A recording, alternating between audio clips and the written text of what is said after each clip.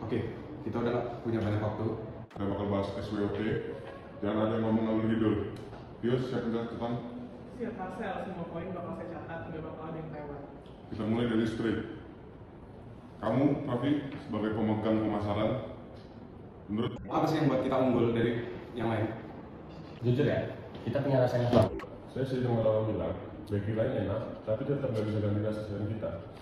Itu bisa jadi bukti bahwa produk kita punya daya tarik yang kuat. Setuju, saya dapat banyak feedback dari para customer bahwa mereka bilang paling bukan cuma karena rasa yang enak, tapi juga karena pelayanan kita yang cepat dan ramah. Tapi pertanyaannya, apakah itu cukup buat bikin kita bertahan? Banyak bakery baru yang masuk dengan harga lebih murah, promo lebih gila-gilaan, loyalty itu nggak selamanya bisa kita pegang tau. Saya sih lebih khawatir ke konsisten rasa ya. Rasa kita emang unggulan, tapi nggak semua cabang punya kualitas yang sama. Ada yang lebih enak, ada yang kurang. Itu bisa jadi masalah yang serius loh. Dan jangan lupa, kita jual lebih mahal dari kompetitor selama ini. Orang itu masih beli karena percaya kualitas kita. Tapi kalau kita nggak jaga standar, mereka bisa lari ke tempat lain. Kan saya udah bilang dari dulu, kita tuh harus improve. Kalau kita nggak jaga rasa dan kualitas ya, lama-lama kita bakal kehilangan pelanggan. Soalnya saya dari riset bakery yang awalnya sukses tuh, tapi ambruk dan karena standarnya yang turun. Oke, ingat. Berarti di stretch kita punya di rasa yang khas, loyalitas, customer dan pelayanan yang baik ya. Tapi kita punya tantangan di rasa, dan di harga. Saya bisa bantu negosiasi sama supplier bahan baku buat nurunin harga biaya produksi. Kalau kita bisa tekan cost, kita bisa tetap jaga kualitas tanpa harus naikin harga.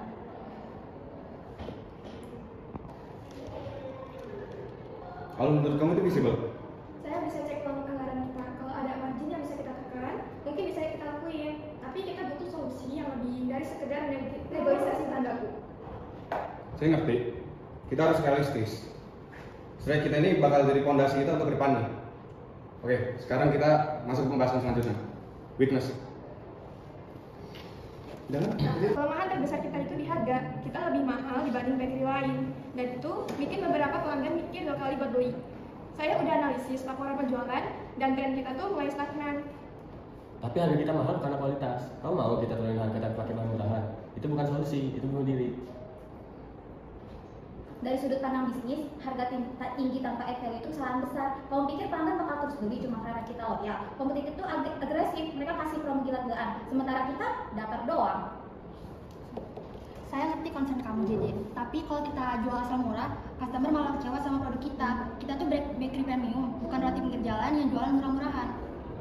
Tapi kamu juga harus lihat dari sisi pelanggan. Saya dapat banyak komplain di DM. Mereka nanya kenapa sharing lebih mahal, ada promo nggak? Mereka tuh butuh alasan buat tetap beli kita.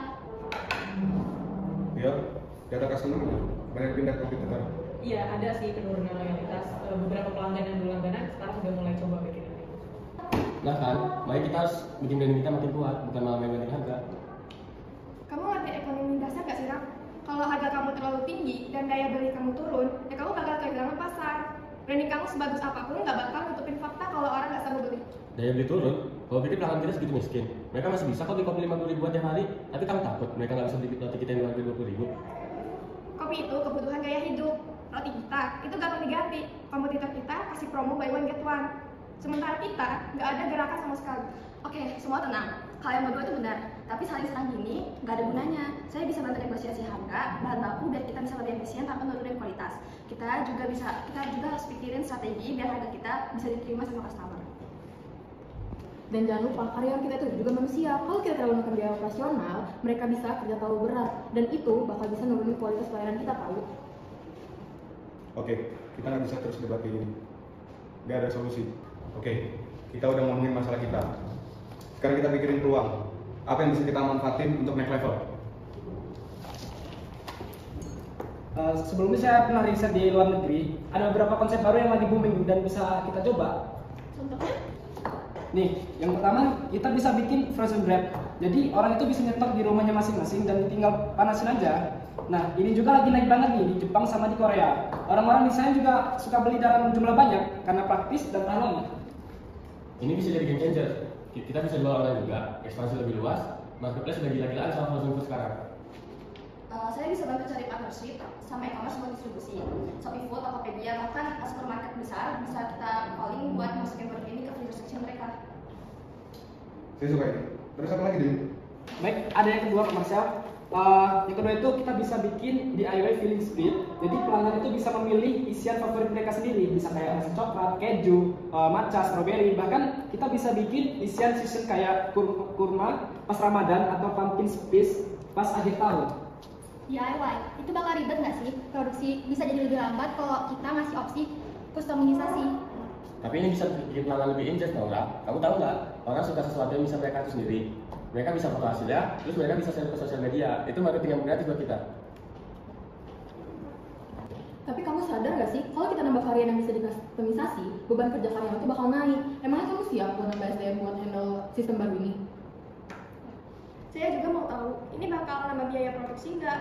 Kita udah bahas tadi, margin kita itu sensitif. Kalau biaya produksi naik drastis, strategi ini malah jadi memerah. Gini, saya udah pikirin itu. Kita bisa buat sistem pre-order buat varian DIY. Jadi nggak semua harus ready stock, tapi pelanggan bisa pesan dulu dan kita produksi sesuai permintaan mereka. Dengan cara ini produksi tetap efisien dan kita nggak buang banyak bahan baku gitu. Saya makin suka nih ide ini. Kita bukan cuma bersaing harga, tapi kita juga membuat apa yang kompetitor belum ada. Saya ngerti potensinya, tapi kita butuh marketing strategi yang kuat buat kenalin konsep ini kan. Kalau misalnya orang nggak tahu dan nggak tertarik, ini cuma bakal jadi produk yang gimmick yang ujung-ujungnya tuh nggak bakal jalan kan. Nah, kita bisa gandeng influencer food buat review. Mereka bakal bikin konten unboxing frozen food kita, nyobain DIY feelings kita, terus mereka share ke jutaan followers mereka. Dan dari sisi customer service, kita bisa bikin program Create Your Own Flavor yang bikin pelanggan lebih excited buat beli dan nyobain berbagai varian. Kita kasih reward buat pelanggan yang sering beli dan eksperimen. Oke, dari sini mulai kelihatan. Kita bukan cuma jualan roti, tapi kita juga jual pengalaman. Kalau kita bisa eksekusi ini dengan benar, kita bisa membuat tren, bukan cuma ngikutin pasar.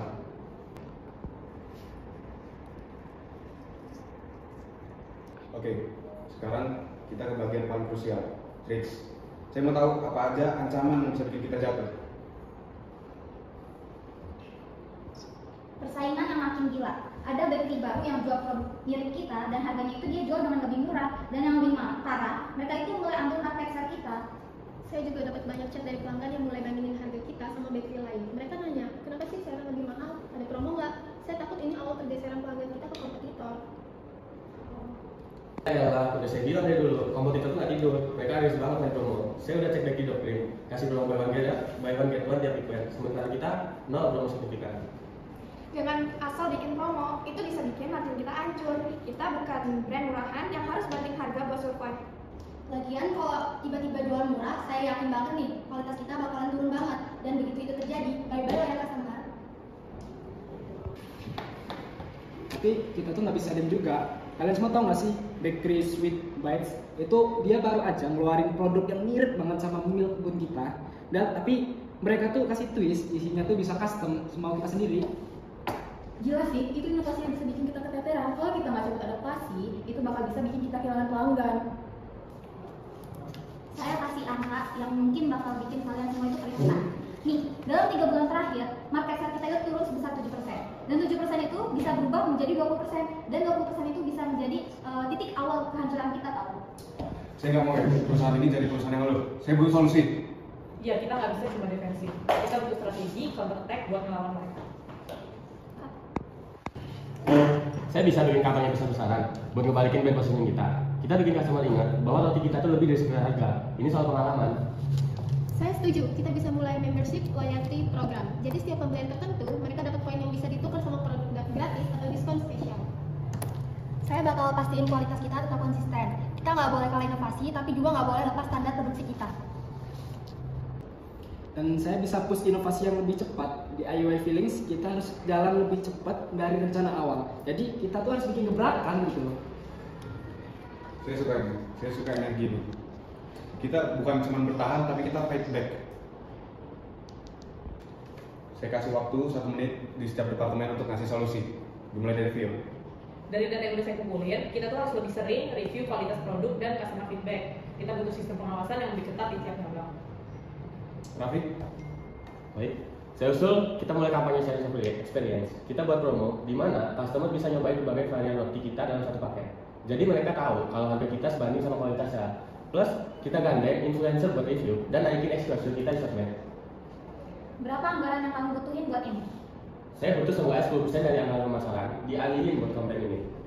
Kamu sadar nggak, budget segitu tuh nggak kecil. Kita harus hitung matang-matang biar kita tuh nggak boncos. Oh, kamu bisa revisi anggaran kita buat ini?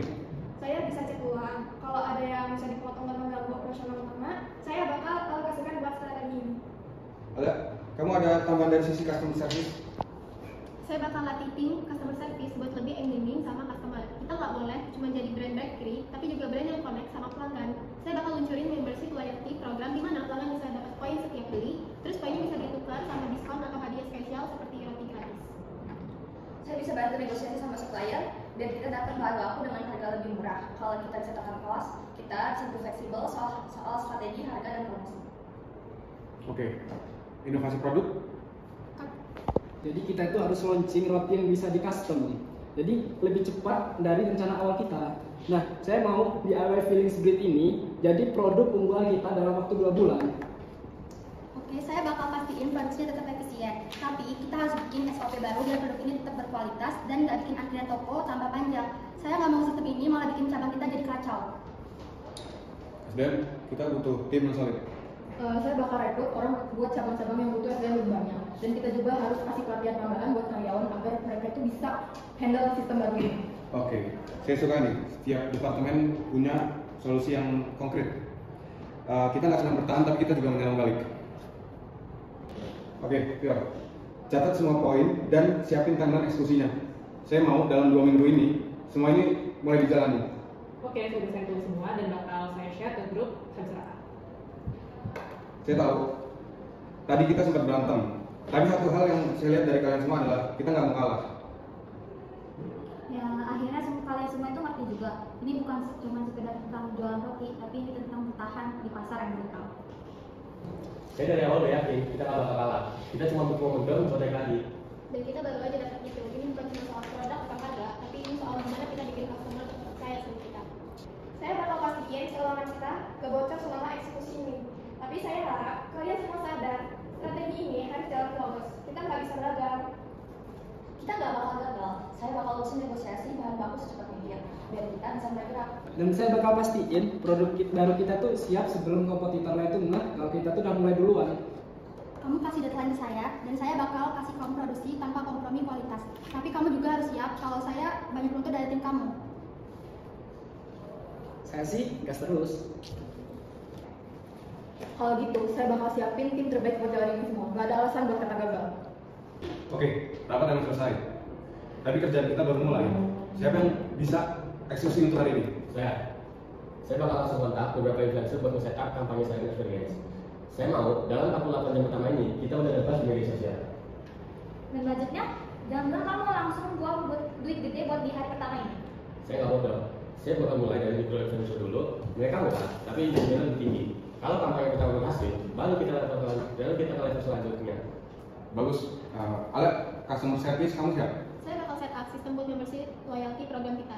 Saya tapi butuh IT buat bantu bikin sistem kita tracking point. Ya, siapa orang yang bisa handle ini? Kita bisa tarik Dani dari tim backend.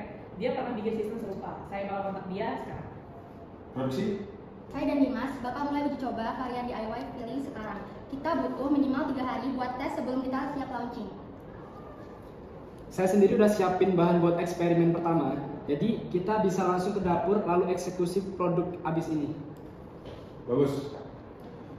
Zara, bagaimana dengan negosiasi supplier? Saya punya jadi meeting online sama supplier dalam waktu 1 jam. Target saya, kita bakal dapat bahan baku premium dengan harga yang lebih murah. Kalau negosiasi ini gagal, kita bisa cari opsi lain. Saya bakal duduk bareng sama Zara buat ngecek cost production kita. Saya mau tahu berapa batas minimal harga bahan baku yang bisa kita tekan tanpa kita bikin keuangan itu jebol. Saya suka ini. Kita nggak nunggu besok, tapi kita jalan sekarang. Oke, apa saya tutup. Terima kasih. Selamat sore.